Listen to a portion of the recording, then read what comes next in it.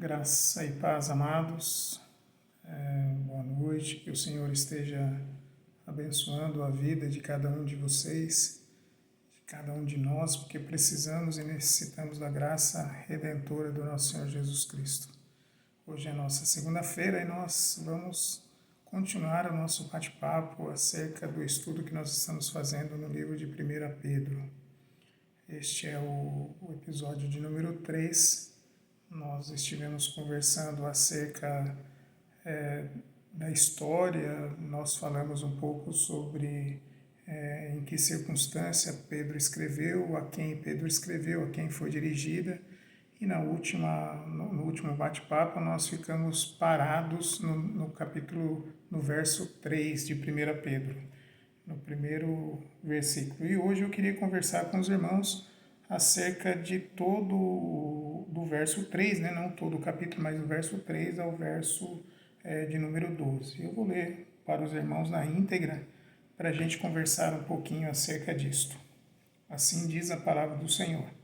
Bendito Deus Pai de nosso Senhor Jesus Cristo, que segundo a sua muita misericórdia nos regenerou para uma viva esperança, mediante a ressurreição de Jesus Cristo dentre os mortos, para uma herança incorruptível, sem mácula, imarcessível, reservada dos céus a vós outros, e que sois guardados pelo poder de Deus mediante a fé, para a salvação preparada para revelar-se no último tempo.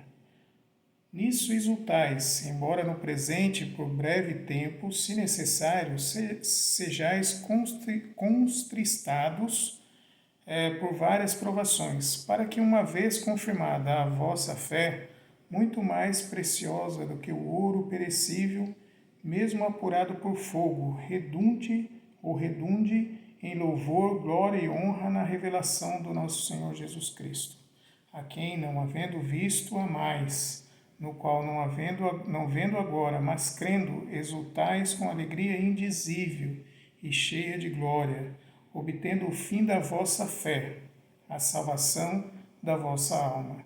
Foi a respeito dessa salvação que os profetas indagaram e inquiriram, os quais profetizaram acerca da graça a vós outros destinada, investigando atentamente qual a ocasião ou quais as circunstâncias oportunas indicadas pelo Espírito de Cristo, que neles estava, ao dar de antemão testemunho sobre o sofrimento referentes a Cristo e sobre as glórias que o seguiriam.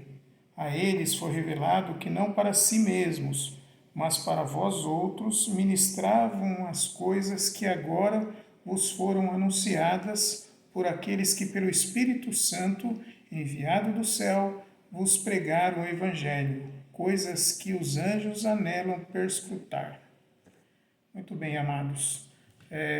Nós podemos e devemos ter em mente sempre, quando nós estivermos estudando a palavra de Pedro, acerca do porquê que ele escreveu isso daí, né? Um momento de encorajamento à igreja, um momento de encorajamento aos cristãos da época que passavam por grandes crises. Pedro afirma muito claramente, como nós falamos no último bate-papo que nós tivemos, acerca da Trindade. Ele inicia afirmando a ação da Trindade na nossa salvação, né? A função da Trindade. E no começo do verso 3 ele já diz e deixa bastante claro isso quando ele diz da presciência de Deus em santificação do Espírito, a obediência e a aspersão do sangue de Jesus Cristo. Ele faz referência à Trindade aí. Embora não exista a palavra Trindade na Bíblia, os irmãos sabem disso, né? Não existe em nenhum lugar, e nem no Velho, nem no Novo Testamento, a palavra Trindade. Essa denominação é, na verdade, uma denominação teológica, né? É a ação de Deus Pai, Deus Filho e Deus Espírito Santo na nossa salvação, a ação deles, né? O Pai escolhe, aquilo que muitos já ouviram, o Pai escolhe, o Filho redime, e o Espírito Santo nos convence e nos mostra os nossos erros a fim de nós, pela fé, obtermos esta graça imerecida de nosso Senhor Jesus Cristo. Muito bem, nesses versículos que nós lemos, algumas coisas importantes a gente precisa destacar. E são importantes que eu gosto sempre de usar, que são algumas verdades absolutas, né? Em vários momentos que nós conversamos em outras ocasiões, eu digo sempre que existem algumas verdades absolutas na Bíblia, né? E das quais a gente não pode mudar. Existem algumas verdades nesses textos aqui, nessa passagem bíblica, que são importantes para nós, né? E principalmente nos deixa claro que em tempos difíceis nós precisamos ter em mente isso para nos ajudar e nos auxiliar, e foi assim que Pedro, e por causa disso, Pedro escreve, né, este 1 Pedro. A nossa salvação, uma das coisas que são verdades é que a nossa salvação, por exemplo, ela foi planejada por Deus. Né? Não foi uma salvação que caiu no nosso colo ou que aconteceu porque o homem... Não, a salvação foi planejada por Deus. Né? Ele deixa bastante claro isso, que a salvação foi planejada por Deus. Né? E ele fala já no começo do verso 3 acerca disso, né? Que é segundo a presciência de Deus, ou seja, ele planejou isso, a salvação foi planejada por Deus, não foi um mero acaso. Né? A outra verdade absoluta é que a ação redentora de Cristo na cruz do Calvário foi que nos deu acesso a esta salvação que Deus planejou a nós, ou seja, a morte de Cristo na cruz do Calvário que nos deu acesso a esta vida eterna. E esta é herança, a outra verdade absoluta, que é uma herança, e essa herança que nós temos através da morte de Cristo na cruz do Calvário é uma herança que como diz o próprio versículo, ela é incorruptível, ou seja, ela não perece, ela não acaba. Né? Então, são verdades absolutas que nós temos que ficar no nosso coração, ou seja, a nossa salvação ela é uma herança dada por Deus e ela não acaba, ela é incorruptível, como diz o texto que nós lemos. Ela é sem mácula, ou seja, ela não vem manchada de nada, porque o sangue de Cristo Jesus na cruz do Calvário nos libertou e nos limpou, ou seja, ela é sem qualquer tipo de contaminação. E ela é imarcessível, ou seja, ela é inalterada. Uma vez dada a nós, nós temos esta salvação por meio da nossa fé, através da morte de Cristo Jesus na cruz do Calvário. Isso nos leva a ter, conforme o próprio texto destaca, isso deveria nos levar a ter uma segurança ímpar acerca da nossa salvação, uma segurança ímpar acerca da nossa salvação. E o verso da palavra de Deus diz que por que nós devemos ter esta certeza ou ter esta segurança? No verso 5 ele diz assim, porque sois guardados pelo poder de Deus.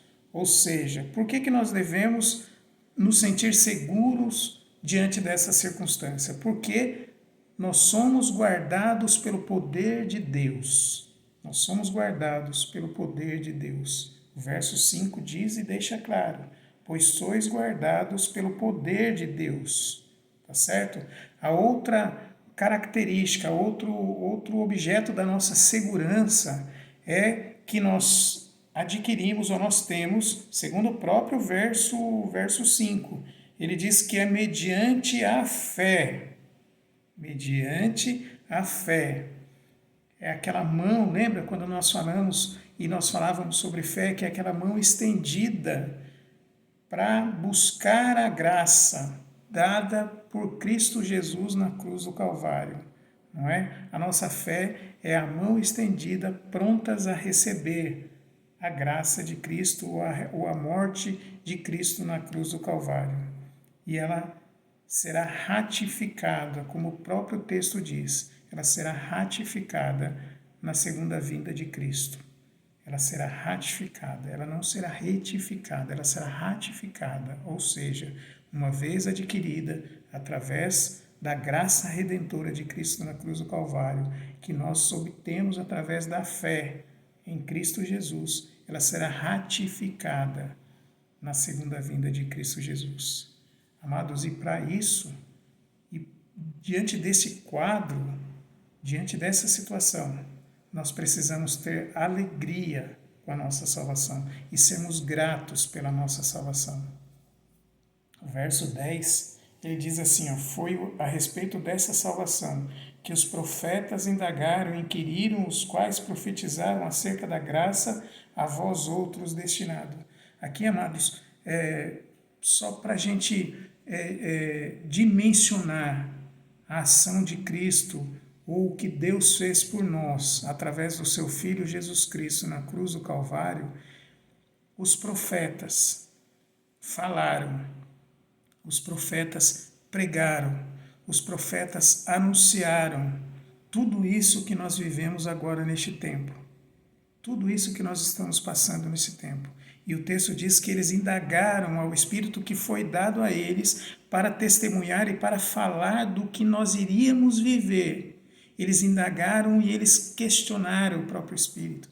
Ou seja, eles não tinham o entendimento gigantesco que nós temos hoje através do Espírito Santo de Deus, acerca do que nós estamos vivendo, porque era algo futuro. Para nós não, é uma realidade. Para nós já sabemos que isto aconteceu. Nós temos a prova de que tudo isso aconteceu por amor de Deus a nós. E as dificuldades, o texto diz acerca das dificuldades. Pedro fala a respeito das dificuldades que nós iríamos enfrentar e que o povo estava enfrentando. E as dificuldades nada mais é do que apurar a nossa fé. O verso 8 diz assim, olha, a quem não havendo visto, amais, no qual não vendo agora, mas crendo, exultais com alegria indizível e cheia de glória, obtendo o fim da vossa salvação, obtendo o fim da vossa fé, ou seja, a salvação da vossa alma. Amados, não dá para não termos isso cravado no nosso coração. Não dá para ficarmos olhando uma situação como essa e vendo a nossa salvação e tudo que Deus fez por nós. E nas primeiras dificuldades da vida, nós questionarmos este amor de Cristo por nós. Nós questionarmos o amor de Deus por nós. Nós questionarmos a ação do Espírito Santo em nós. Portanto, tudo isso foi feito, tudo isso foi criado, tudo isso foi pensado para mim e para você. Tudo isso foi dado para mim e para você. E em tempos difíceis e em tempos de dificuldade da sua vida, amados, lembre-se disso. Esse projeto de salvação que Deus fez para mim e que fez para você é um projeto que nasceu no coração de Deus há muito tempo atrás. O Velho Testamento descreve e o Novo Testamento confirma e mostra, e nós estamos vivendo hoje este momento importantíssimo da história da humanidade, do povo cristão. Nós temos tudo acontecendo neste exato momento. Nós temos a palavra de Deus mostrando esta ação de Cristo na nossa vida. Portanto, amados, alegrem-se, regozijem-se, porque o que Deus fez por nós, ninguém pode nos tirar. Amém? Que Deus os abençoe.